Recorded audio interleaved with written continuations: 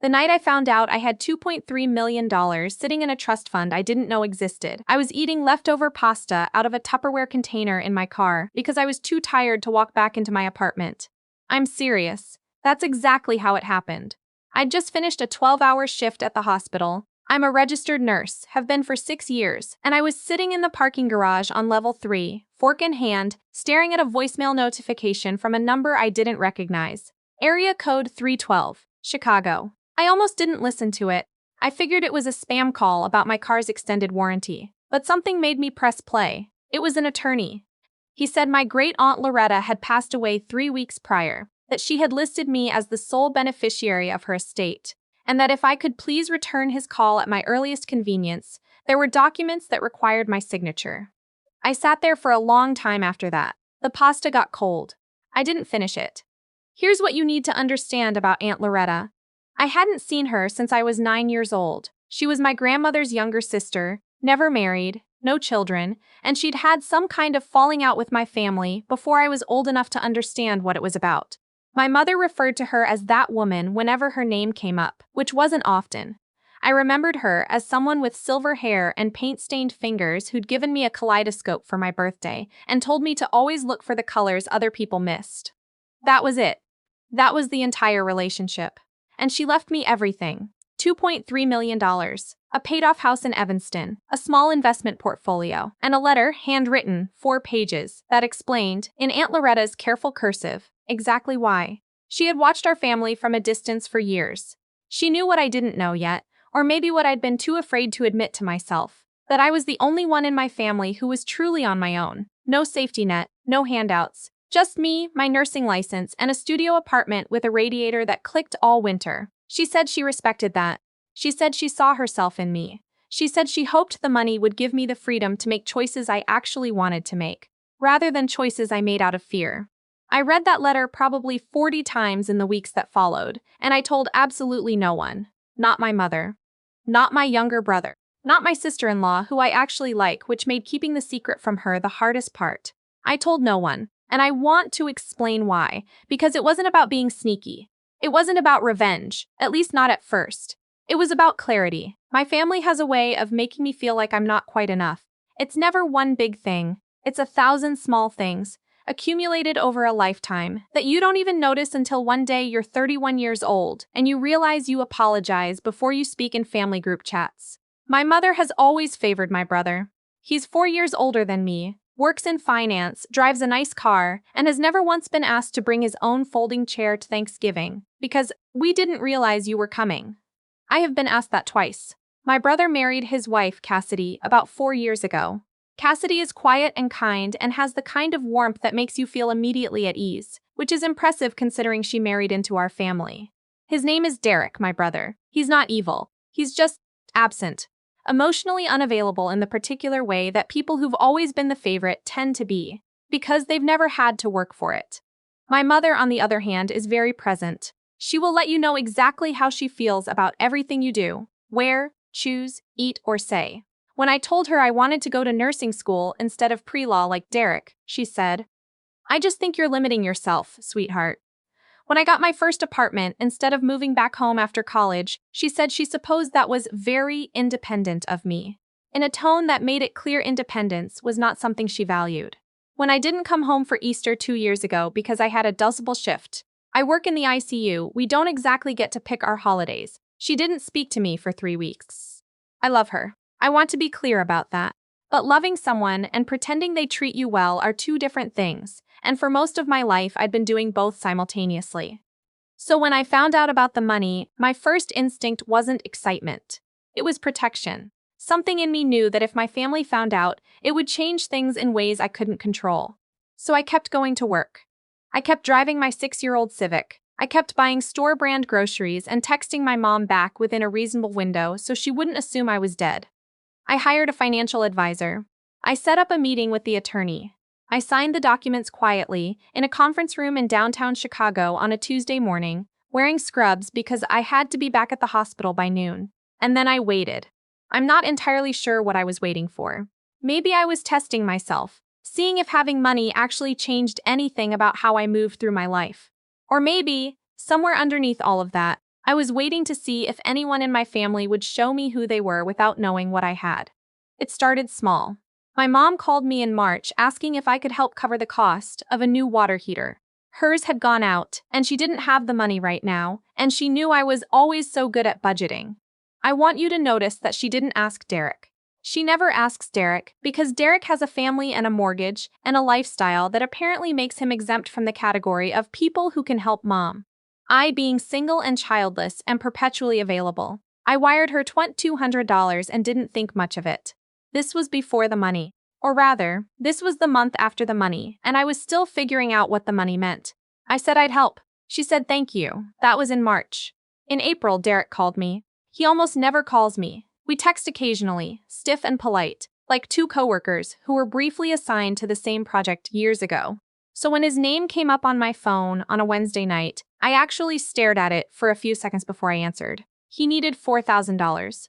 He explained it somewhat vaguely, something about a cash flow issue, a business deal that hadn't closed when it was supposed to, and he'd pay me back by the end of the month.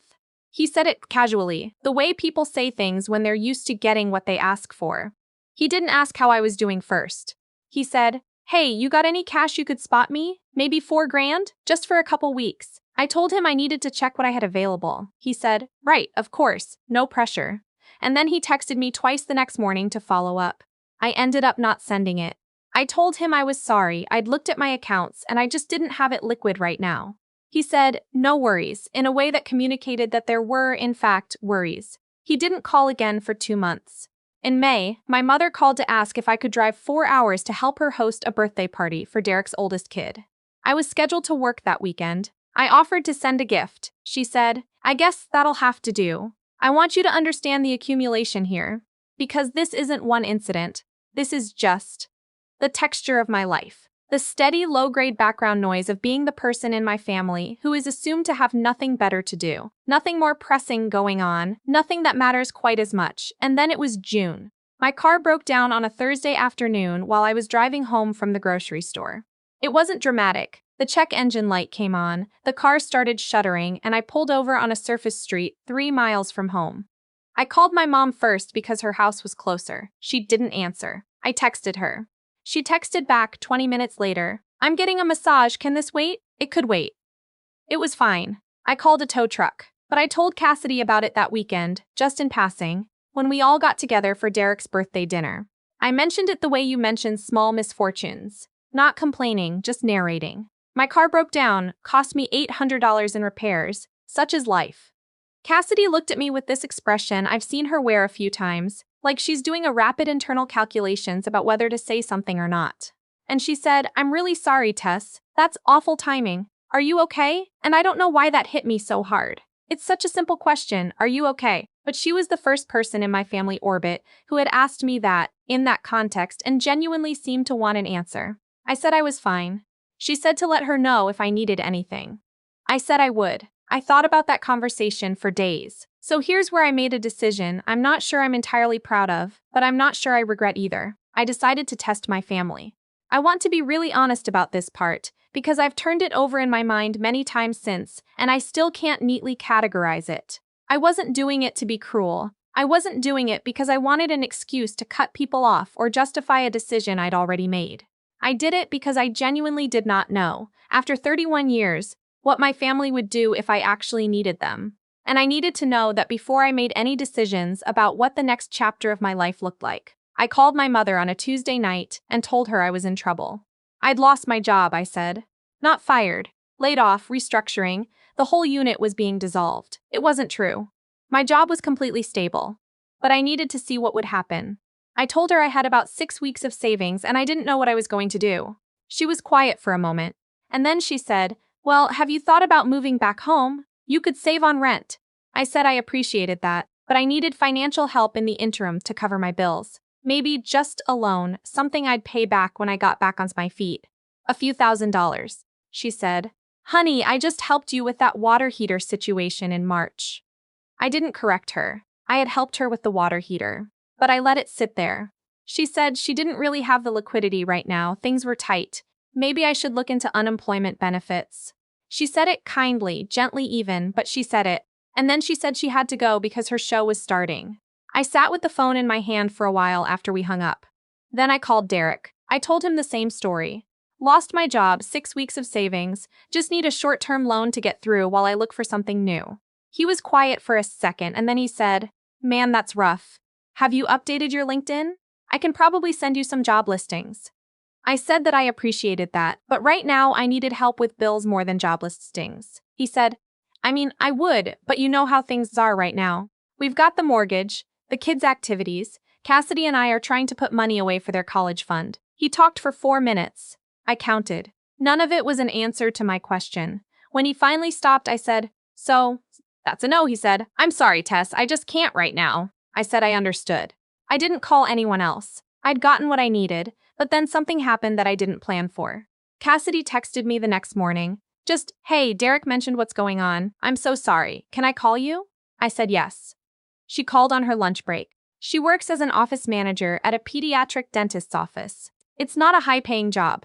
I know what she makes roughly because we talked about salaries once in a rare moment of transparency.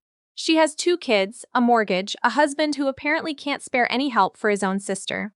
She said, "I want to help you. I know Derek said you two talked and I don't know what he told you, but I want you to know that if you need something, I want to help." I told her she didn't have to do that. I told her things were complicated and I didn't want to put her in an awkward position with Derek. She said, "Tess, your family, real family, and I've watched you take care of everyone else for years and never ask for anything. Please let me help."